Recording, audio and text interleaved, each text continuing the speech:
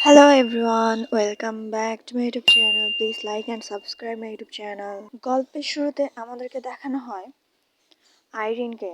আইরিন একটা ভিন্ন জায়গাতে তাকে নিজেকে আবিষ্কার করে এবং তাকে কেউ মাই লেডি বলে ডাকছিল। সে আস্তে আস্তে চোখ খুলে সে ক্যাথরিনকে দেখতে পায়। ক্যাথরিন আইরিনের চোখ খোলা দেখে অনেক খুশি হয়, বলে মাই লেডি, অনেক খুশি হয়। আর আইরিন ক্যাথরিনকে দেখে বলে, ক্যাথরিন, তুমি এখনো কিভাবে বেঁচে আছো? আমি কি মরে গেছি? আইরিনের ভাবনার মাঝে ক্যাথরিন বলে ওঠে, আমি ডাক্তার ডাকতে যাচ্ছি মাই লেডি, আপনি রেস্ট করুন। কিন্তু ক্যাথরিনকে থামিয়ে দিয়ে আইরিন উত্তেজিত কণ্ঠে বলে ওঠে, থামো, কমিথি কোথায়? ক্যাথরিন কিছুটা অবাক হয়ে আইরিনকে বলে, আপনি কি লর্ড কমিথির কথা বলছেন? সে তো তার পার্কার ম্যানশনে। ক্যাথরিন আবারও বলে, বিয়ের তো আরো 6 মাস বাকি আছে।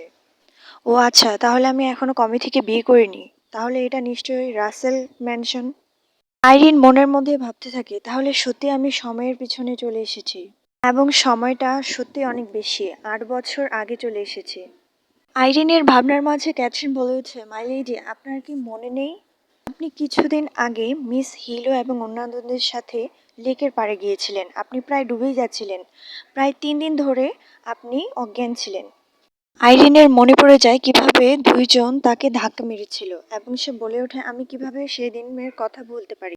ওই দিন যে ঘটনাটা ঘটেছিল সেদিন বাবা আমার সামনে ছিল। আমি তাকে দেখে এতটাই অন্যমনস্ক হয়ে গিয়েছিলাম, আমি বুঝতেই পারিনি কেউ আমাকে পিছন দিক থেকে ধাক্কা দিয়ে দিয়েছে। ঠিক ওই সময়ে বর্তমান কিং মৃত্যুবরণ করেন, মানে তাকে সন্দেহভাজনরা মেরে ফেলে। আর ঠিক ওই রাজার মৃত্যুর কারণ হিসেবে বাবাকে 8 বছর আটক করা হয়েছিল, এবং আমি কখনোই হাল ছাড়িনি। আমি ভেবেছি আমি যদি হাল না ছেড়ে দিই তাহলে অবশ্যই এই মৃত্যুর রহস্য বের হয়ে আসবে। কিন্তু যেই না আমার বাচ্চা জন্মের সময় আসলো, ঠিক তখনই আমার বাবাকে মৃত্যুদণ্ডে দণ্ডিত করা হলো। এটা আসলে অনেক দুঃখজনক ছিল, কিন্তু জীবন আমাকে সেকেন্ড চান্স দিয়েছে। এই সেকেন্ড চান্স আমি কখনোই হাতছাড়া করতে পারি না।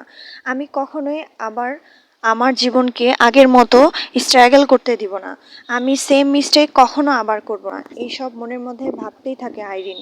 হঠাৎ সে বলে ওঠে, এখন কিছুটা অদ্ভুত লাগছে, কারণ এই ঘরে এমন একটা স্মেল হচ্ছে যেটা আমি কখনোই আগে নিইনি। কথা শুনে ক্যাথরিন আমাকে পিছনে তাকাতে বলল এবং বলল, এটা এই জিনিসটার স্মেল ছিল। ক্যাথরিন বলে, এটা নাকি আমার রুমে সবসময় থাকে। আমি তাকে এটা জিজ্ঞেস করে সে বলল, ইয়েস মাই ডিয়ার। এটা হাতে নিয়ে আমি বুঝতে পারলাম এটা কতটা ভয়ঙ্কর। সেটা হাতে নিয়ে দেখে এটা ভাঙা। সে বলে, ঠিক এটার জন্যই আমি 4 দিন ধরে ঘুমিয়েছিলাম, আর কেউ এটার সাথে ঘুমের ওষুধ মিশিয়েছে, আমি নিশ্চিত। কারো রুমে আসার শব্দ শোনা যায়, বাইরে থেকে আওয়াজ ভেসে আসে, আইরিন কি জেগেছে? আইরিন কেমন আছে? আইরিনকে তাড়াহুড়া করে বলে, এটা মিস হিলো অ্যান্ড মিস ইজিসের কণ্ঠস্বর। এর মধ্যে তারা দুজনে ঘরের মধ্যে প্রবেশ করে ফেলে। এর মধ্যে মিস হিসিস বলে ওঠে, আমরা দুজনে খুব চিন্তা করছিলাম তোমার জন্য, আর আমাদের চিন্তার কারণেই তোমাকে দেখতে চলে এলাম। আমাদেরকে এই দুজনের পরিচয় করিয়ে দেওয়া হয়। হ্যালো রাসেল, আইরিনের বড় কাজিন, আর রাসেল হচ্ছে আইরিনের ছোট কাজিন। ক্যাথরিন তাদেরকে দেখে মাথা নত করে শুভেচ্ছা জানায় এবং বলে, মাই লেডি, আপনারা এখানে। ক্যাথরিন ভাবতে থাকে আইরিন তাকে একবারেই নিষেধ করে দিয়েছে সে যে জেগেছে কাউকে না বলতে। ক্যাথরিন তাদেরকে বলে, লেডি আইরিন এখনো তার জ্ঞানে ফিরেনি। এর মধ্যে কেউ একজন বলে ওঠে, সিরিস, দয়া করে আমার মেয়েকে তাড়াতাড়ি চেক করো। শুনে তারা তিনজনই বাইরে ফিরে তাকায়, এবং এই কণ্ঠস্বর শুনে আইরিনের ভাবতে থাকে তার মায়ের কথা। আমাদেরকে মহিলাটির পরিচয় দেওয়া হয়, সে রাসেল ফ্যামিলির ডাচেস এবং আইরিনের মা। আইরিনের মায়ের কথা শুনে সিরিস বলে, ইয়েস মাই লেডি, এখনই চেক করছি। আমাদেরকে এই ব্যক্তিরও পরিচয় দেওয়া হয়, সিরিস, নোবেল ফ্যামিলির ফিজিশিয়ান। আইরিন মনের মধ্যে ভাবতে থাকে, মা, মা, আমি তোমাকে খুব কষ্টে হারিয়েছিলাম, আর এখন তুমি আমার সামনে দাঁড়িয়ে আছো, কিন্তু আমি আমার চোখ খুলে তোমাকে দেখতে পারছি না। সিরিস আইরিনকে চেক করে, আর এটাতে আইরিনের ডিসকাস্টিং ফিল হয়। আইরিন মনের মধ্যে বলতে থাকে, আমার পাস্ট মেমোরি যতটুকু মনে আছে, আমি জানি না মাস্টার মাইন্ড এর পিছনে কে, কিন্তু সিরিস একজন যে নাকি পয়জনেট করে ফেলে আমার ফ্যামিলিকে। আইরিনকে চেক করার পর সিরিস আইরিনের মাকে বলে, ম্যাডাম, আইরিনের সিচুয়েশন কিছুটা সিরিয়াস। নিউমোনিয়া বিষয়টা অনেক বেশি সেন্সিটিভ, এমন সম্ভাবনা থাকতে পারে সে কখনোই আর জাগবে না।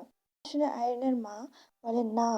ও কিছুটা তাচ্ছিল্য সুরে বলে, না, সে কেন এরকম হতে পারে? সে এখনো কতটা ছোট। আর ইস বলে, প্লিজ ওয়েক আপ ইরিন। আইরিনের মা একদম ভেঙে পড়ে। সে আইরিনকে ডাকতে থাকে, বলে আমার বাচ্চা, প্লিজ জেগে ওঠো। এই বলে সে তার জ্ঞান হারিয়ে ফেলে। ক্যাথরিন কিছুটা হকচকিয়ে ওঠে এবং বলে, ম্যাডাম। একজন কর্মী বলে, ম্যাডাম আপনি নিজেকে সামলান। আইরিন মনে মনে ভাবতে থাকে, মা। সিরিস ক্যাথরিনকে বলে, ক্যাথরিন ম্যাডামকে তার ঘরে নিয়ে যাও, আমি তাকে চেক করব। ক্যাথরিন বলে, কিন্তু আমার লেডি সম্পর্কে কি বলছেন?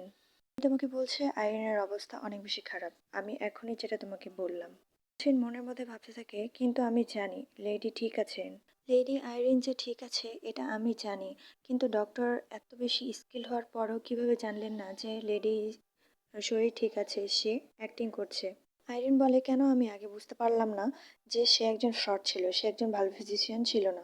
একজন ভালো ফিজিশিয়ান দেখলেই বুঝতে পারতো যে আমি অ্যাক্টিং করছি, আমি অসুস্থ নই। সে সবাইকে বলে, তাড়াতাড়ি করো, আমি ম্যাডামকে চেক করব। সবাই চলে গেলেও হিলো আর ইস দাঁড়িয়ে থাকে। তারা কটাক্ষ করে হাসতে থাকে। তারা ইরিনের অবস্থাতে অনেক বেশি খুশি হয় এবং বলে, ফাইনালি সে এরকম একটা অবস্থাতে আছে, আর এটা আমাদের বদৌলতে।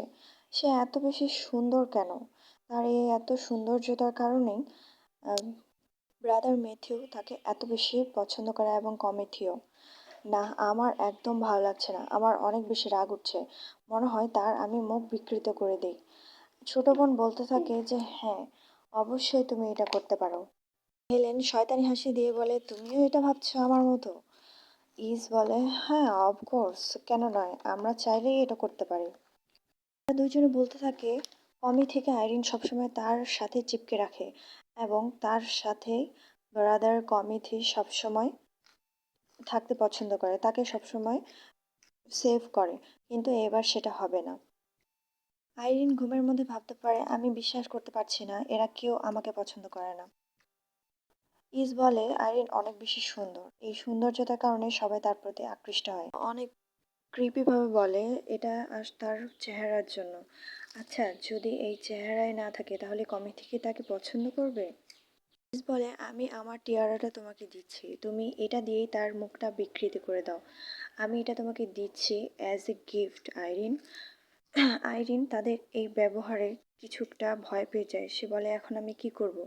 তারা একদম তাকে মারার জন্য উদ্ধত হয়ে যায়। তাকে হাত বাড়িয়ে বলে, এখন তুমি শেষ, তোমার ফেস, তোমার সব কিছু শেষ, এখন আর কেউ তোমাকে পছন্দ করবে না। আইরিন হাত মুষ্টি করে ভাবতে থাকে, এখন আমি কি করব, কি করব এখন আমি? হঠাৎ করে আইরিনের মাথায় বুদ্ধি এসে যায়। সে ইসকে কিছুটা হাত দিয়ে ধাক্কা দিয়ে দেয়। আর ধাক্কা দেওয়ার সাথে সাথে ইস কিছুটা বিভ্রান্ত হয়ে যায়। বিভ্রান্ত হয়ে সে আইরিনের উপরে পড়ে যায়। সে বলে, ও এটা কি হচ্ছে? আর হেলেন তার তার কন্ট্রোল হারিয়ে ফেলে এবং ইসকে হার্ট করে ফেলে। এর দেখে ইস একদম ঘাবড়ে যায়। হেলেনকে সে অকথ্য ভাষায় গালাগালাজ করতে থাকে। সে বলে, তুমি আমাকে কিভাবে আঘাত করতে পারো? হেলেন বলে, তুমি আমার সামনে এসেছো কেন? তুমি আমার সামনে এসেছিলে, আমি কি তোমাকে আসতে বলেছিলাম? ইস বলে, তুমি মিথ্যাবাদী, তুমি আমার উপর অ্যাটাক করতে চেয়েছিলে। এইটা বলে সে তারা দুজন মারামারি করতে থাকে। তারা একে অপরকে আঘাত করতে থাকে, চুল টানতে থাকে, হাতের মধ্যে ব্যথা দিতে থাকে, আর একে অপরকে বলতে থাকে পাগল। অনেক অকথ্য কথায় গালাগাল করতে থাকে। তাদের এই মারামারিতে একদম অশৃঙ্খল বিশৃঙ্খল যাই বলি না কেন হয়ে যায়। এটা দেখে আইরিন মনে মনে হাসতে থাকে। হঠাৎ করে কেউ একজন অনেক জোরে শব্দ করে, স্টপ ইট। একজন মহিলাকে দেখানো হয়। সেই মহিলাটি বলে, এখন তোমাদের বিয়ের বয়স আর তোমরা নাকি ছোট বাচ্চাদের মতো মারামারি করছো। এই মহিলার আমাদের পরিচয় দেওয়া হয় গ্র্যান্ড ডিউক রাসেল ফ্যামিলির। তারা একে অপরকে দোষারোপ করতে থাকে।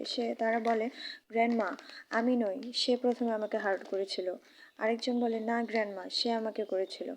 এটাতে বিরক্ত হয়ে মহিলাটি বলে, ইনাফ ইজ ইনাফ, অনেক হয়েছে, এখন তোমরা দুজনে দুজনের কাছ থেকে দূরে থাকো। একজন অসুস্থ মানুষের পাশে তোমরা নাকি এরকম ব্যবহার করছো। তাদের দুজনকেই তাদের মেড দুজন ধরে ফেলে, তারা যেন মারামারি ও শৃঙ্খল না করে। ইতিমধ্যেই সিরিজ ওখানে চলে আসে তাদের ট্রিটমেন্ট করার জন্য। সে সিরিজকে বলে, এইসব কি শুনছি সিরিজ, ইমিডিয়েটলি তোমরা কিছু একটা করো। তাদের ট্রিটমেন্টের জন্য গ্র্যান্ডমা তাদেরকে তাদের কাছে নিয়ে যায়। ইতিমধ্যেই আইরিন উঠে বসে।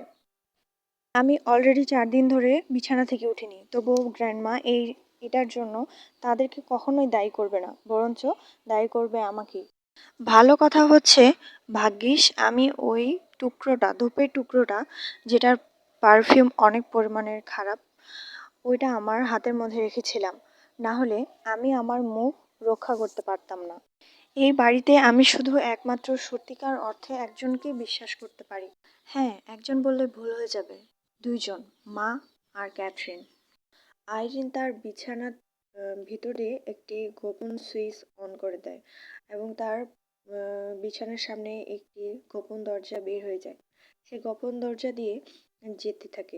আমার অতীত জীবনে মা এখন গর্ভবতী ছিলেন, কিন্তু সে আমার দেখাশোনায় এত ব্যস্ত থাকতেন, তার স্বাস্থ্যের অবস্থা অনেক বেশি খারাপ হতে থাকে। আইরিন বলে, কিন্তু এখন আমি আমার পাস্ট জীবনে ফিরে এসেছি।